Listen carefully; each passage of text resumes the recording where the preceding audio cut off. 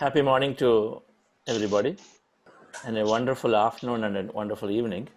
There is constant, of course, good way questions about when I connect into that emptiness, when I connect into that quantum field, what do I do? So, this field is that energy that we are, where everybody is connected to everything. When we are going out of the body or away from our life, means when I say you go beyond the body, means we are thinking the field, which is energy, is thought, is pure thought, is called awareness or consciousness. It's pure thought. Our mind has, based on memories, a lot of derived thought. The field where everything is originating is the pure thought. That intelligence which is creating constantly something through us is field of pure thought, pure consciousness, what we call. So when we withdraw about our life events, memories about life events, memories about our perceived notion of what this universe, what this earth, what we are, all that is, then we are becoming that because that's what exists. So when we go in there, now this is, I say this is unknown, this is unpredictable, this has infinite possibility and opportunities. If we want to say solve a problem, then if we only think around what we know, if we try to solve the problem thinking around what we know, then we will still be within that problem. So we have to think greater than a problem. Now, one way is to leave everything that we know about it and then leave out to this infinity, which is greater than our thought realm. Now, if we make everything predictable, unknown, so predictable. So when you are taking up a project and then based on how you are going to plan, because this is how you know, and then you make everything predictable based on what you know, because then it becomes predictable. When we know something and we plan based on a certain way, then it becomes predictable. It is required, but we plan it and it becomes predictable. And then there'll be a certain experience that we expect, and then it is going to come. But that's all again based on what we know. But if we can, depending on where we feel that necessity, but if we go into this field, which is again unpredictable because there is so many possibilities of any kind exist, we go there with an open mind where we don't make again the same predictable. You don't ask and then discuss and then think through again the same set of thoughts in this greater energy field. Whatever that you're thinking about a great beautiful vision or a project, if you keep thinking the same vision again and again there, then you are again going into the known. So when we are here, we have two choices. One is it's a perfect radio station or a TV station. One is the auto scan button, another is a tune in to a specific channel button. Either way, we got to place our attention somewhere and then leave it to the field to then work through the various possibilities. Auto scan, auto tune in, that button we go. So we go in and say, I'm ready in this field. I'm becoming completely empty and zero. I'm keeping aside everything. Even if I'm embarking on the greatest project, I'm keeping aside everything. And then let me see what comes to me today. So that is one model where you're going in there, you're placing your attention on nothing. You just are becoming that emptiness of nobody, nothing, nowhere, no place. And then you be there without placing your intention on anything beyond that emptiness. Then you are in that auto-tune model. When you are into the auto-tune model, then this intelligent field is deciding what is right for you. It's like when we are with Ramani sir or SVB sir or Karthikeyan sir, when we go to these great leaders and we get an opportunity to meet them, a lot of times that time we get, we fill in and then try to fill in with what we know. We've not even made ourselves empty. We already go and then fill in with what we know, and then we get 5 minutes with them. And then the 5 minutes is about 3 minutes are about, sir, I met you and I did this and I did this and I did this, and then all that is over. They are a field. They have abundance of knowledge, wisdom. But if you go to them with an open mind, then they can decide and say, okay, so intuitively they also feel something will be there always when you're meeting a person. Sir, tell me a concept. Sir, give me something. If you ask for something, you could ask something like that. Or sir, anything that can enrich me, whatever, right? And if you can, even if you're just there and then say quiet, if they feel intuitively, they might add that thing back to you. And it can be the best thing, because when you let it go, then they are intuitively telling you something which will be perhaps best used for you that time, that place. If we go with a full cup, then we don't receive anything. Simple. But if we let them, so you have two choices. Just say, sir, anything. Or second, sir, I'm starting on this project, so can you give guidance and leave it? So either tune in to something, or auto tune means, you just be empty, open. But not go and then speak the program that is actually going to come out of a channel. We're there to receive. We're not there to put stuff there and again and again and again. So in this emptiness, dear friends, the two choices are either you go there, auto tune. I'm here, abundance of energies of various possibilities, infinite possibilities. So I'm just being there. Most of the time I'm like that. When I'm meditating, I'm going in and then I'm not specifically putting my attention on anything specifically. Sometimes I do. If I'm looking for but the second part is tune in. It is exactly like a radio station or a TV station. You tune in to a specific channel, you move your knob there, needle there. You want high-speed Hindi songs, then you go to this FM. You want nice Kannada songs, you go to this AM or FM. You want some other type, then you go there, right? The same way you turn the knob to that. So what is that knob here? What energy are you looking at? I mean, it could be a solution you're seeking, it could be healing. So I'm tuning into this healing energy. I'm tuning into this miraculous energy. That's more broader. I want to make my life enriched with miracles. I'm tuning into this mystical energy. I want to go deeper into the infinite nature of this universe. I want to understand what is this mysteries about it. Where am I? Who am I? Who is Lord Shiva? Who is Lord Murugan? Saptarishis, they say that is all creating this whole universe. Where are they? Then when we tune in, what happens? It could be, so then we place our intention on that. I'm becoming a mystic. I'm understanding everything about Saptarshis. Tune in. That's everything is a channel the way your imagination flows. Whatever that you are seeking, it could be at a very broadly, like I'm tuning into the healing energy, so that you're just receiving those tremendous amounts of healing energies to repair yourself, or increase your body health, or know something bigger or whatever, greater, anything. So we tune into a channel and then pull back. Then we don't go deep down and say, okay, my health, okay, this body, this place, this is there, this condition is there, so this condition, something else is there. Now if I eat, if I solve, if I get this energy, all together is how I solve the problem. Then if we go and put our own plan there, then universe is saying, okay, this is the plan this thing wants now. So I got to just give that plan only. I can't give anything more, because everything is based on attention. Where your attention goes, energy flows, right?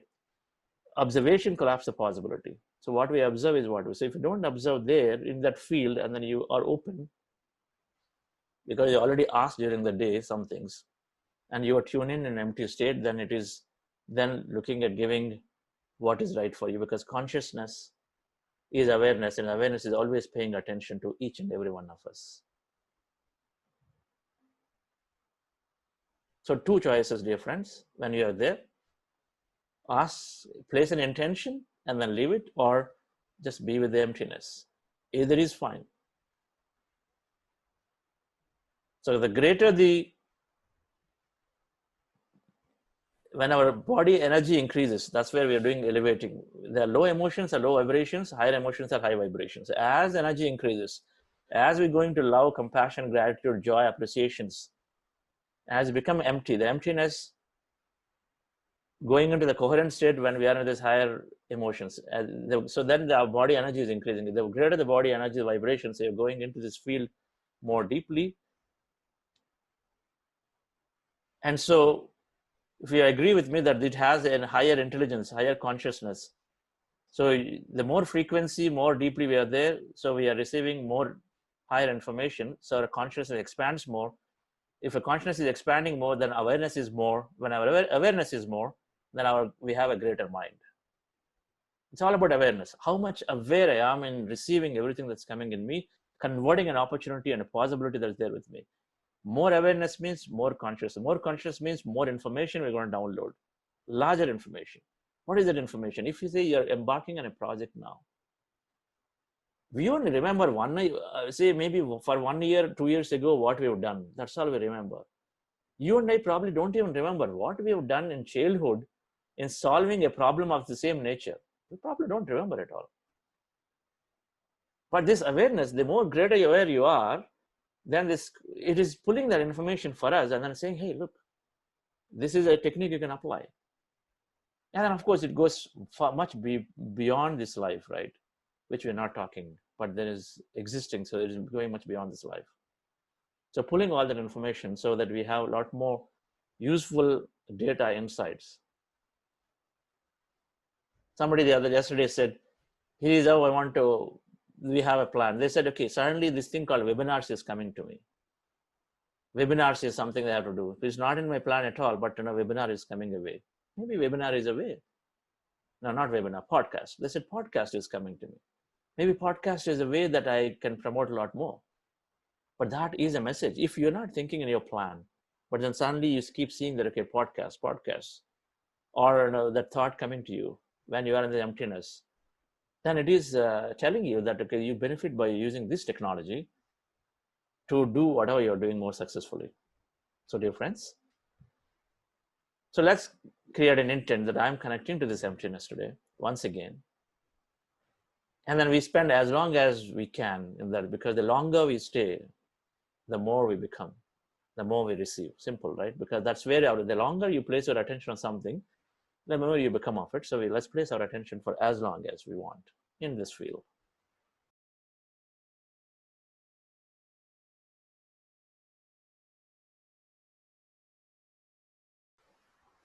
Every time we come out of meditation, be certain that we are absolutely changing ourselves. There are always empty moments, and so we are part of that energy field. We are always receiving information, so always expanding your consciousness. So we are a new person with a new mind. So hope you had a enjoyable session, dear friends. Yes, it'll be good to express your feelings and however you went through, always good, right? Now today, meditation is an integral part of many leaders. And as a corporate course, on Sundays we learn from business leaders. Last Sunday we learned from Sri Ravela and Mr. Balasundaram, both of them who practicing and how they've expressed benefits. And then today we understand from another very successful women business leader. Ask Sheetal to invite Lawrence. Introduce Lawrence. Hello friends, this is Sheetal. It is my privilege to introduce business leader Lawrence. Lawrence is an experienced general manager in the information technology and service industry with expertise in transformation and team management. She has been traveling constantly across the globe since 15 years while leading IBM global business units. Lawrence and her family has lived in Paris, France, also in Singapore, and now resides in New York, USA. In the year 2016, during a business mission, she discovered breath meditation in India at Pyramid Valley International, Bangalore. And in 2017, she started teaching mindfulness and meditation in the workplace. In the year 2019, she has become the senior executive sponsor of mindfulness in business, IBM, and reached out to thousands of executives and employees. She also likes hiking in wild nature, reading books, and is engaged in support of people with disabilities. Welcome, Lawrence. Yeah, thank you, Shita. Thank you for this introduction. And thank you, everyone. It was a great meditation. So we are still just full of this beautiful energy from the universe. So I guess I would like to share some of the benefits of mindfulness meditation. I would say in the workplace. Of course, it also has an impact on the private life. And first message would be for those who are joining us and recently starting meditation. I am not a yogi from the Himalayas, so I only started less than 4 years ago in Bangalore during a business trip. And I would say that practicing only the last 3 years has been really transforming my life at home as well as in a business. And it can happen very, very fast. So usually after a few weeks, and you are in this workshop for a few weeks, you will see the benefit on your daily life. To mention some of them, and first of all, on the meditation itself. So just to share with you, I'm meditating every day. I'm usually meditating for a long time at night. I'm more like a night person. During the weekend, I like meditating also in the morning, so morning and night. During the week, when I was traveling before the COVID, I would meditate more at night or during the travels. It can be in a taxi or it can be in a plane. It doesn't matter. It can be in a train. And I practice Anapanasati, means the brace mindful meditation. So the first benefit were obviously on health. And Chandra has been talking about this quite a while. And it's really something that happened very fast. I nearly immediately, after starting meditation, I improved dramatically the sleep. I needed less sleep. And when you are working, it could be like 2 hours a day. And so it's like 7-8 hours a week that were given back to me because of the meditation. And the quality of sleep was better, which means that my energy was very high and lasted all day long. When I was in a special mission, like for instance an acquisition, I could sleep maybe 3-4 hours every night for 3 weeks without feeling the fatigue. Okay, but I learned also from Chandra, by the way, to listen to my body. And so because I was meditating, I was aware of my health, my needs, and knew how to recover. But for in the workplace, it's very good to have the energy. The diet also, I was not a vegetarian. I was born and raised in France. It's really not a vegetarian country. But I changed my diet nearly right away, and overnight I became a vegetarian. And I lost weight. I needed less food. I stopped my addiction to chocolate. I still eat chocolate, but it's not an addiction anymore. So this time where you have to do a proposal or something at work, and you are on it, and you start thinking, oh, I would like to have a piece of chocolate, and it just takes your minds and you go crazy, and you can think only about this. All of this is gone, right? So that was really useful in my daily business. The second aspect was the fear. So the fear that is sometimes very conscious, but also unconscious. This fear on somebody, your boss said something, or your budget was cut, or you believe you're not good enough, or your team will not be good enough. So you keep worrying. That's one thing that disappeared. It means that became more aware of these emotions and the fact that it was useless most of the time to worry. Okay, the fact also that thanks to the meditation and awareness of this emotion, the ability to recognize immediately the fear. And as an example, for instance, you might be a very senior leader. After more than 30 years in a business, something goes wrong, at work. Somebody's not happy, or there is a problem with a client, and somebody might be nearly yelling at you, and you have two choices. Either you react, which was what I was doing before meditating. So you react and you feel like a 12 years old kid, that the teacher is yelling at you and you don't know what to do. Or thanks to the meditation, you recognize this emotion coming up to you and you know how to breathe. You know what is going on in your body and in your mind. You are aware of it. And instead of reacting, you respond. Okay, so you have this freedom to respond to the emotion and the fear that is coming up. Okay, so that's very key, because in very tense situation, it can be with a colleague, with an employee, with a client, with a partner. It's really extremely useful to see this emotion coming, be mindful about it, and thanks to the meditation, because you are doing that 1 million times, coming back to the breath, then your mind is coming back to, thanks to this awareness, to what you really want to respond to. So that has helped me in many, many situations. I was recently a general manager, especially in migrating to the cloud. And the migration in the IT industry is happening during the night, during the weekend. And you better keep your calm no matter what happens, and manage the emotion if something is going wrong. It's also helping you to be more entrepreneurial, because you are able to think about risk as a potential instead of risk as something could go wrong. So it's really developing the creativity around bold idea and being able to try to do something else, something new, or see the big picture because of this awareness. You also stop judging. So when you are in team meeting and so on, you know that we all have what we call this unconscious bias.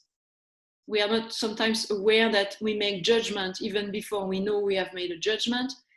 When you meditate on a regular basis, it comes naturally to you that you are aware that, for instance, you just made a judgment about, a colleague who said an idea, and you don't even listen to the idea. You already decided that it's not a good idea. When you are open-minded, thanks to meditation, you are really listening very carefully, intensely, and you can identify a great idea, even from somebody who looks a little shy or not look like you, but had a great idea. So that has been helping me a lot in creating new strategy or deciding to invest in some specific assets or part of the business. The most impactful, really fast, was this notion of being present. You really have 100% of your attention on something. So, for instance, I discovered, thanks to meditation and reading books, I've been reading a lot of books in the last 3 years, that we all believe, many people believe, that multitasking is being heroic, is being a great leader. I multitask, I can do 10 things at the same time. I have everything under control. Anything you will read about what is going on in the brain, and it's science demonstrated that when you multitask, you are 50 to 80% less effective, more like in 80% less effective. And so thanks to meditation, you completely change, your belief, and you are able to, put on the table all concept, multitasking is great. No, it's not great. You need to be focused. You need to be concentrated. And how you do that is thanks to the meditation, because again, 1 million times, you're going to put back your attention to the breath, and in a daily life, it's going to come up naturally to you. So it's effective with client. It's effective with when you give feedback to someone. You are really there. You are present. of course, it's also very effective at home. And after the first year of meditating, my husband told me it was the best year of our life. And I've been married 33 years. Everybody was enjoying, and I said, why do you say that? And he said, because when you are here, you really are here. Okay, so it happens also with clients. I had discussion with clients, and they realize you can listen to them, you can really digest what they are saying, and then you can really respond to what they are looking for. It's very useful also for creating networking and relationship. This is what we call the science of friendship. I strongly believe this is a critical attribute. And when you meditate, when you are aware of yourself, when you are present, when you can be focused and listen well, you develop with an open mind these new relationships.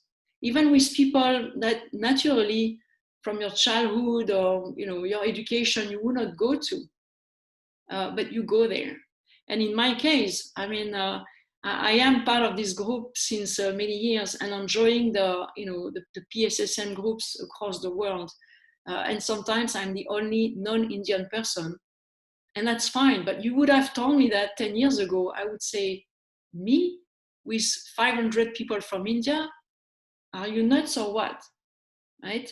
So this open mind is coming with the meditation because you completely reshuffle your old belief, the way you had creating, how to react, how to be, who you should be with, and so on. So everything is, completely upside down. You put the people first, and you develop this sense of gratitude. We do like in IBM, we do like in many companies, employee surveys. Okay, and people can express what they feel. Well, when you develop a culture around being mindful, being compassionate, and develop some action about it, and one of them is gratitude, expressing gratitude, a simple thank you, recognizing people, and so on. It's not like by program, it's because it's part of yourself. You have become compassionate, truly compassionate.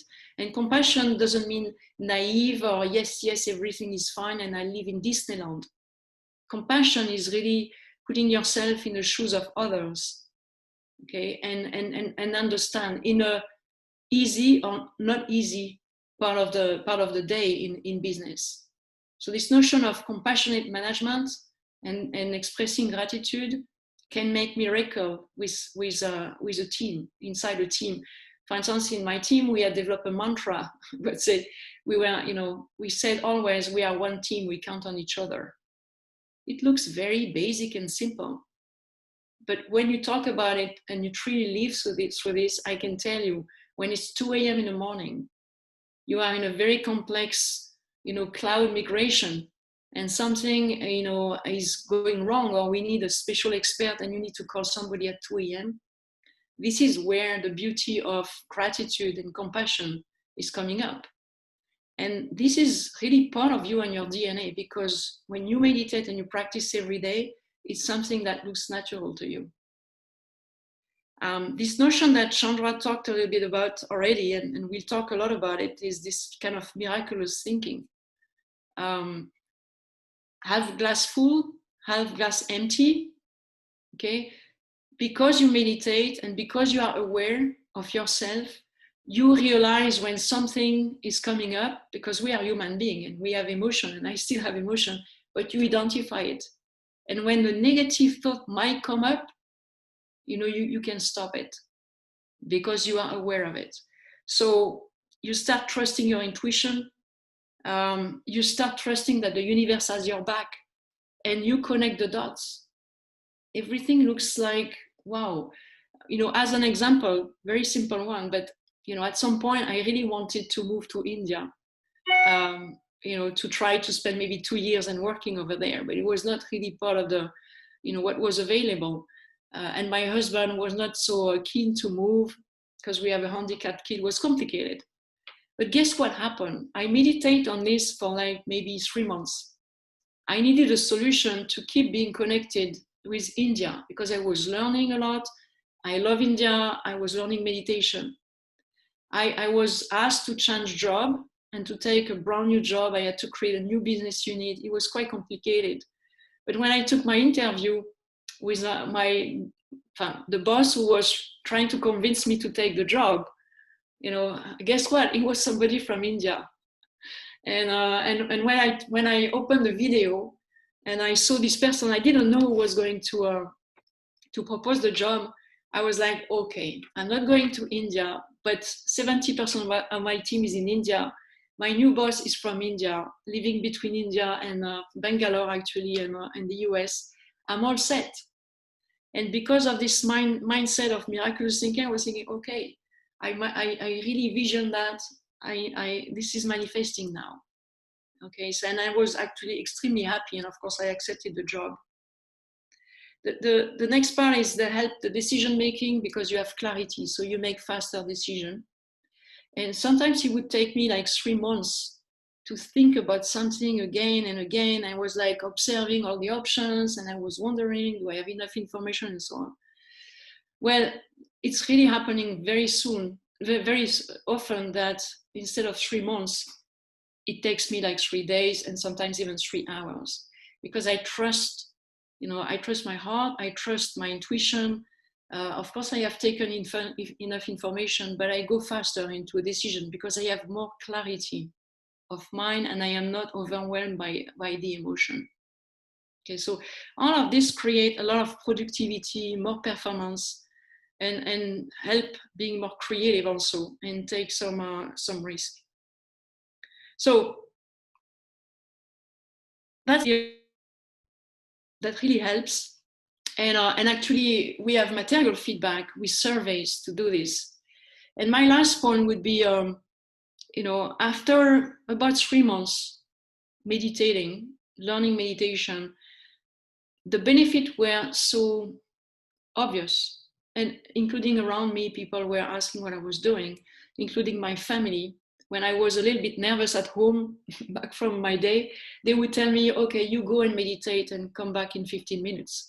Okay, so fine. Something was really happening. But after 3 months, I started to think I should have known all of this, 20, 30 years ago. It would have saved me a lot of negative energy or wasting energy. Because all the guilt, all the blame about everybody and so on would have been gone. All of this value would have helped me a lot, including in my family life. And so I was wondering, how could I help my co-workers? Can I do something? I started to talk to someone who told me, you're crazy if you do that. I mean, it was 2017, early 2017. If you do that, people will believe that you want to go to the Himalayas or you lost your mind. Don't talk about meditation and so on. Again, go back to the previous point I was making. The fear is gone. So I knew I had to do some things. And actually, I was working very closely with Chandra. We were in the same team, and we started discussing. And again, synchronicity made me meet some people in the organization that had already done some mindfulness. I discovered, there was a mindfulness group inside IBM. At that time, they were pretty small group, but still, 2,000 people. And meeting also some people from HR, always working with HR is my advice.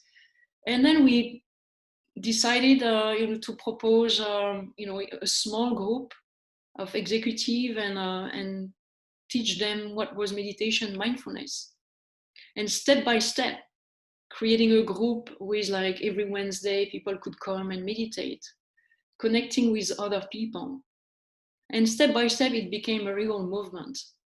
At the same time, we were reading a lot of books and see what was happening in other companies. Doing research is really key. So my message here is, wherever you are, I mean, as long as you practice and you have these benefits, even sitting for one person is valuable in the workplace. And it's doable pretty much everywhere. when I had client meetings, or for instance, multi-client lunch and things like that, I was amazed at the beginning. Actually, when I started, for instance, they were saying that I was eating vegetarian, so the discussion came up, and I was talking about I'm mindful about what I'm eating. Most of the time, there would be at least 50% of the people who were either practicing, interested, or curious about what it was. And when you engage this kind of conversation, I can tell you the business meeting itself completely changed, because there was a kind of creation of a different relationship at a different level, human being connection, which is extremely powerful. I'm not saying that everything is again Disneyland, but it's really something critical. So a lot of people are interested. Their kids have mindfulness at school, for instance, or students are learning mindfulness. My future daughter-in-law, when she was at school she's a nurse now, but 2 years ago she was still at school. They were doing mindfulness and meditation session. And so I took a vow that every day in my life, I would talk about mindfulness and meditation to at least one person a day. And it's a very simple tip. But believe me, if you apply that, you're going to meet a lot of people that today you don't even know about. It's really working. So you start small. The very beginning, so it was my dentist, my doctor, my neighbors, my co-workers. I was in a plane, I would talk to someone, and so on and so on. Is that we can really transform the workplace, and it's absolutely doable. So that's my experience. I'm available, and we are now creating this Buddha CEO Foundation, and the idea is really to help any company, any enterprise, no matter what size, get the benefit of this for the individuals, for the teams, of course, for thriving the business and the communities. I really deeply believe it can transform, the way the society is doing. I decided to live until 120 years. I read the book. So, and I have finally found my purpose. I have two purposes. The one is that the world should meditate, everybody, so they could be happy, because it brought happiness. At the end of the day, it's really about being joyful and happy. And the second point is that I want to live older than my sons. So I think with this, I should accomplish. Very, very responsible position, gone through challenging, but also you had some challenging family situations and all that. But how did you get this calmness and confidence and serenity, which you are, without even speaking, it emanates from you? I meditate. What can I say? Everything I mentioned is true. I mean, one thing that was, I didn't mention the detail, but even at the beginning of meditating, it was very early. The first few weeks, I used to call Chandra, and I was telling him, Chandra, what is going on with me? I'm losing weight. I don't need to sleep. I'm feeling always so happy. Am I going crazy? And I even went to the doctor to tell the same thing. And the doctor told me, are you feeling okay? I said, yeah, I feel super okay. Do you have energy? Yeah, I have super energy. And he said, so what's the point? So I said, but it's not normal. I feel different. And so he started to smile, and I know the guy since 15 years. And suddenly he opened up and said, I meditate also since 20 years. So you should feel okay. It's fine. And you know what? This notion about responding instead of reacting has changed my life. This quote from Viktor Frankl that is saying that there is a little gap between the input and the way you're gonna respond to it. This is where your freedom is. Viktor Frankl, for those who don't know, was a psychologist who went to Auschwitz during the World War II. And he survived. And out of that, he wrote many books, and he explained that when you have a purpose, you can survive anything. But one of the key things he discovered was this notion of responding versus reacting, and this is where lies your freedom. So that's what I'm doing, and I'm not saying it's always easy. I was mentioning one of the tips I got from, I think it's Pema Chodron. I was reading a book. Is when you feel the emotion coming up, that is not a good one, because you can be angry or things like that. You recognize it, and you give yourself only 12 seconds, and then you move back to the positive. So all of these things, thanks to meditation, I could realize that. So all the guilt, I practice love and kindness meditation. Like Chandra is doing at the end, the gratitude. It's really helping me. And well. You said you have graduated from reacting to responding. Yes. So you react immediately. To respond, does it take time? You have to allow some gap? No, it doesn't take time. It takes less and less time, because it's like automated in your body that you recognize the emotion. So for example, something is telling you something bad, right? So you don't like it, and you really have two choices, and it can be it's a few seconds. So or imagine you are driving, and somebody is cutting the road in front of you in a bad way. You might react as you are angry, you're gonna yell, you're gonna say bad words, everybody in your car will be completely scared and nothing missing, because the mood is now very bad in the car. It can happen. Or you respond as, okay, these things happen, you were frightened probably, you recognize that it's maybe anger, but it's maybe also you were frightened because there was a risk. And then you realize it very fast in your mind, and you decide to let go. Okay, it's that really takes time. That takes time. Well, less and less time, I can tell you. Over a period of time. It's nearly Normal emotion is reacting immediately, instantly.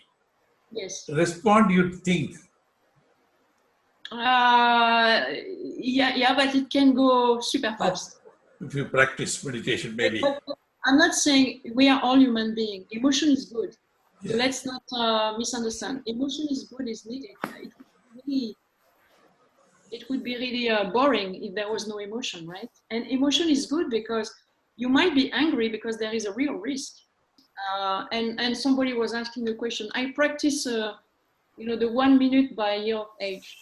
But actually, I'm trying to do an hour, and sometimes in the weekend I like to do 2 times an hour, so in the morning and at night. I see you now. We have been maybe last few months I have seen, but people who have known you earlier, 3 years earlier, Yeah. and of course now, do they find a difference in your presence? The presence itself, what is it? They find, you see, there's so much of grace and glow you're emanating now. I'm telling you, being truthful. But people who have known you much longer, they say they see change.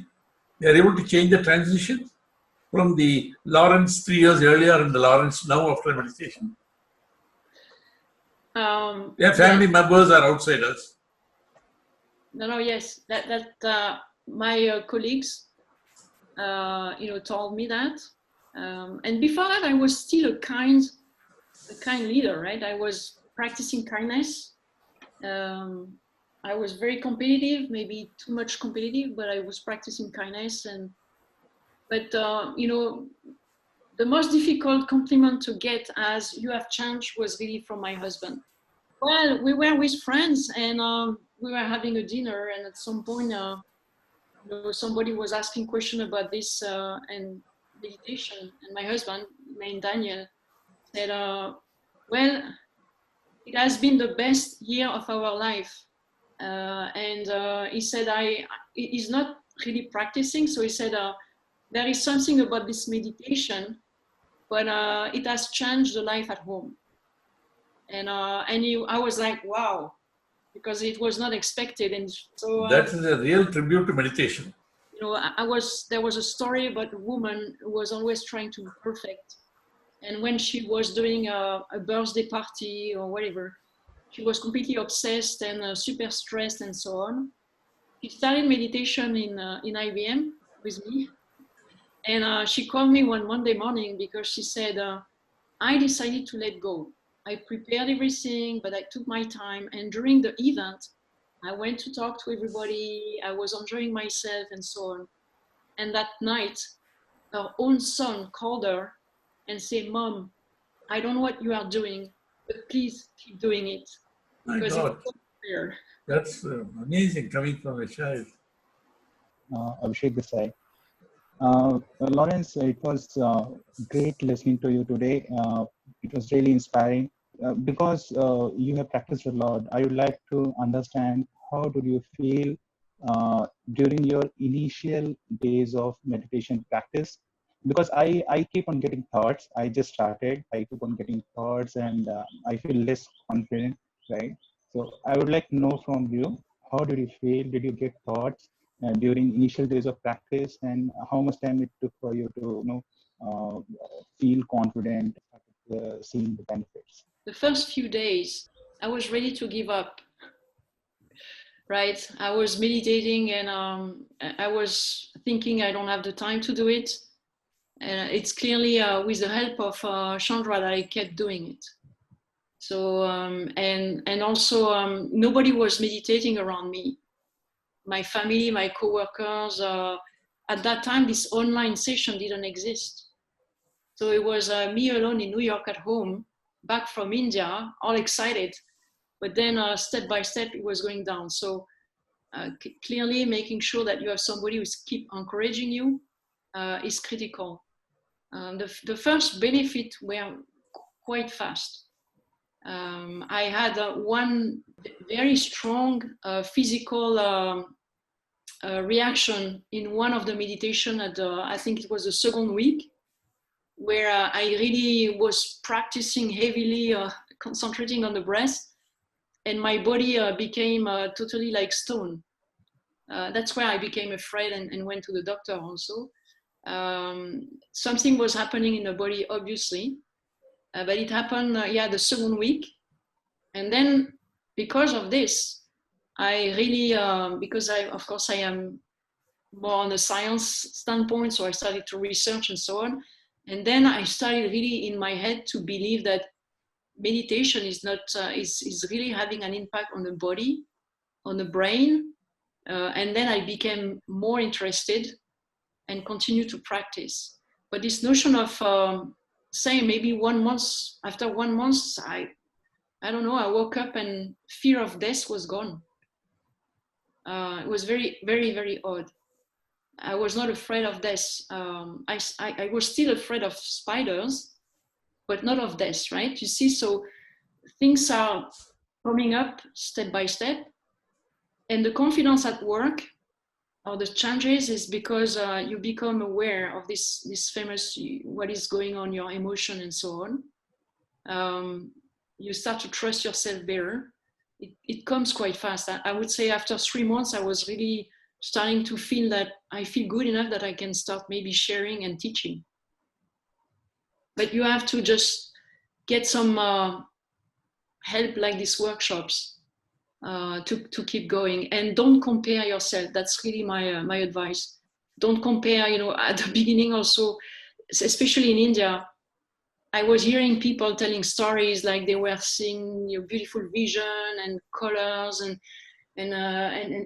kind of well-known people and so on, from the India, whatever, Hinduism, and I was not familiar. And I was like, I'm stupid, I don't see anything, right? So I was meditating and I was seeing like black and no vision and so on.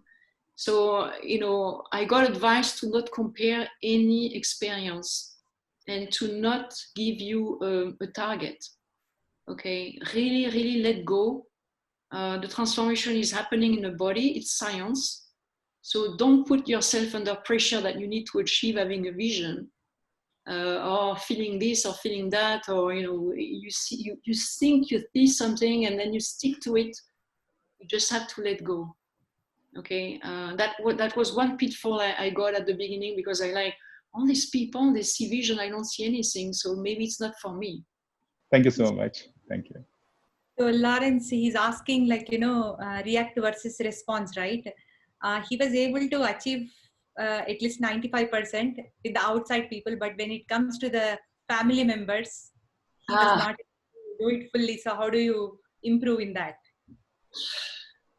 Yes, that's interesting, because I just gave a webcast session with some people on was about the apology, and you make me think about this, because I was trying to explain how to give a good apology, and interestingly enough, when you are in a company and somebody goes wrong with one of your clients, the culture of any company is to go and apologize to the client, right?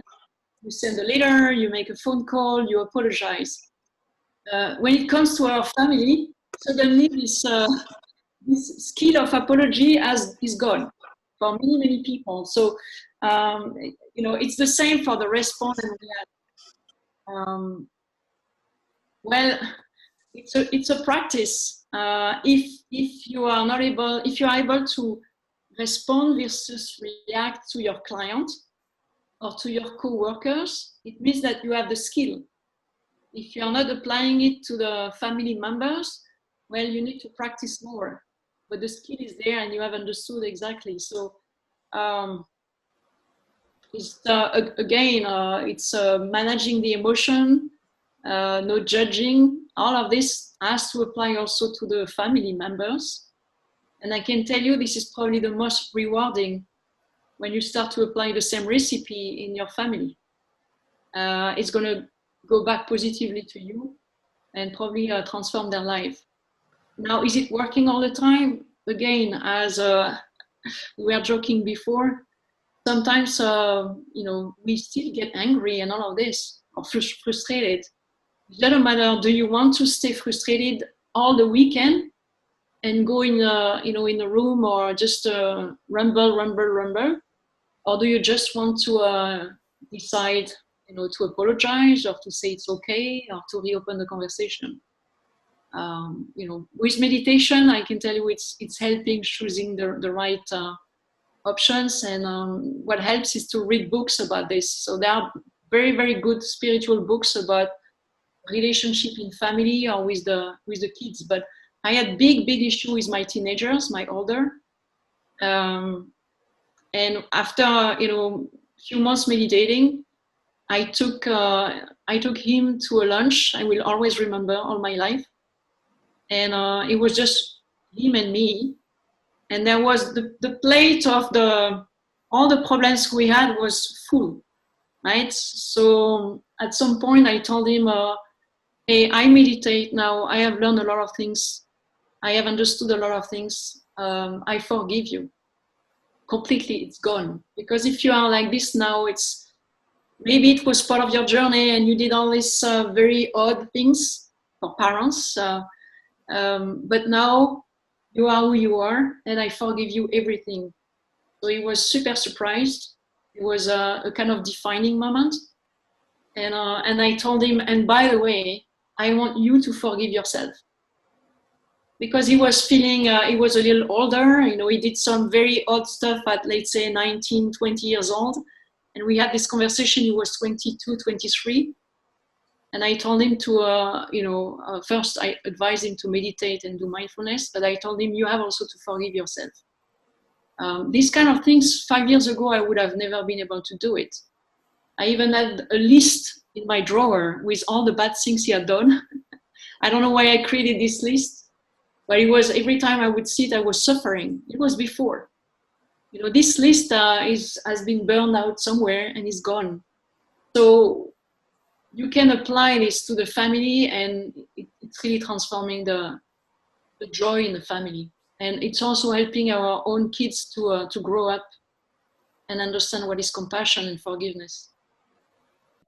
As a beginner, this is a wonderful experience. I'm fortunate enough to listen to your wonderful experience.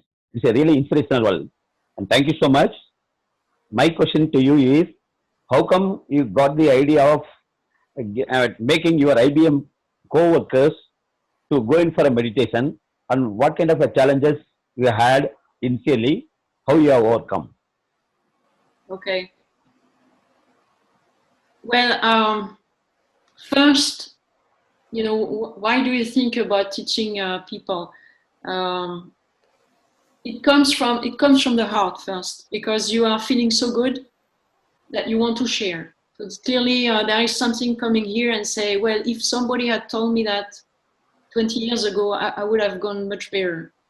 The second point is I did some research, and I discovered that many companies and leaders, for instance, Mark Benioff in Salesforce.com, or Steve Jobs, and we mentioned them. It was brand new to me. I had no idea that they were doing meditation. So make your research, and also about science. And I felt there is science. There are role models in government and in a business. So then I started to see, probably IBM is a big company, and then try to find some friends to help me and actually go to HR, because it's very linked to well-being and wellness. So, and again, in the last 3 to 4 years, the world has transformed. Talking meditation 4 years ago was mindfulness, okay, but meditation not so well. After the COVID, especially, big acceleration. And 4 years later, talking about meditation, it's absolutely okay, right? So it's really doing something from the grassroots and partnering with HR and the well-being and wellness people, and then started with a small group. That happened this way, and then people they see the benefit, and they also want to teach and to help and so on. So it's a kind of grassroots and pervasive. In our mindfulness community now, we have about 12,000 people who are really kind of passionate about it. Yeah, so I have actually, it's the third time listening to you, Lawrence, and it's very inspiring to listen to you every single time. I have two questions actually. First I'll start with something that I've been thinking about last few weeks, right? So Chandra talked a little bit also based on what you touched on, right? About the performance reviews. Let's say how you give feedback to your folks, as part of your reviews, on a monthly basis, periodic, mid-year and all that. What's your general approach, for giving feedback to the folks that work you, right? Do you change your feedback based on the person, thinking about how the person is going to receive? Do you focus only on the positive things and not touch on what areas that they can improve on, right? Especially if you think that they're not going to agree with you, they're not in a position to see your feedback. That probably, creates some, negative energy between you and the other person, right? I was also wondering, did your thought process change after you started meditation, how you, go about the situation? And then the second question, is there a significance to the picture that we see, in the back, right? I think, so every time I see, I want to... The tiger? Yeah. It's not a picture, it's a painting. That's why I love okay. it. It's an amazing painting, so it looks like a picture, but it's something I got in Thailand, right? It's a gift Cool. from somebody in Thailand, and I just love animals. Chandra knows my house is full of animals everywhere. So this one is not supposed to be frightening you, it's supposed to be protecting. It's a protectors.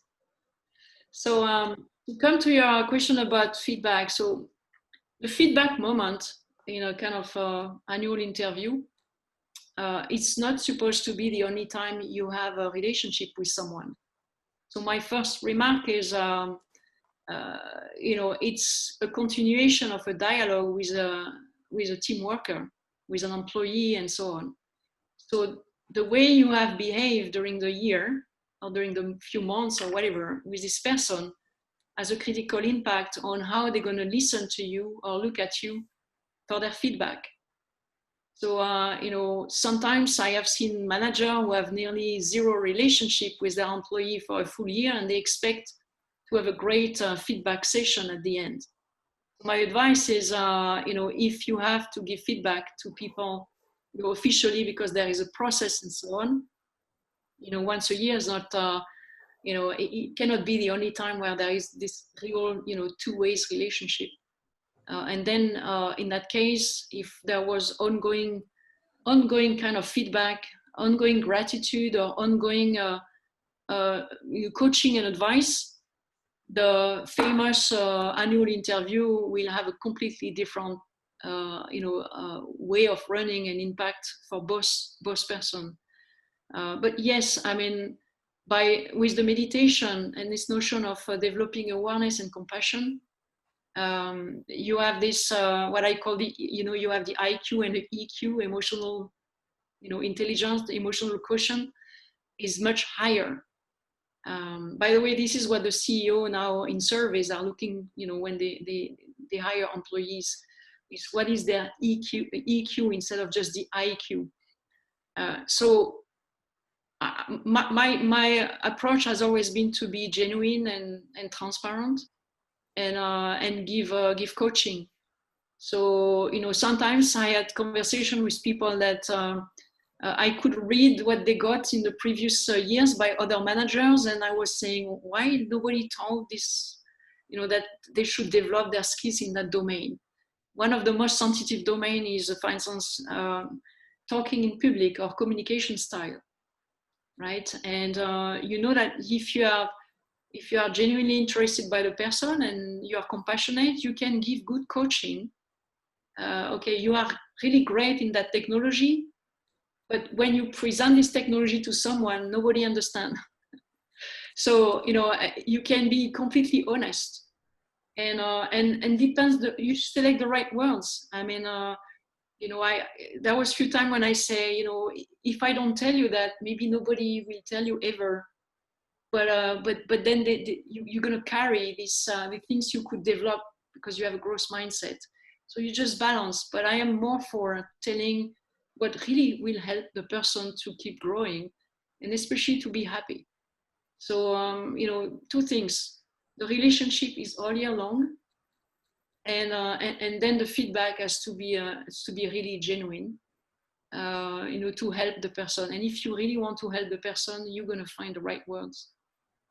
This competition is going to be inside.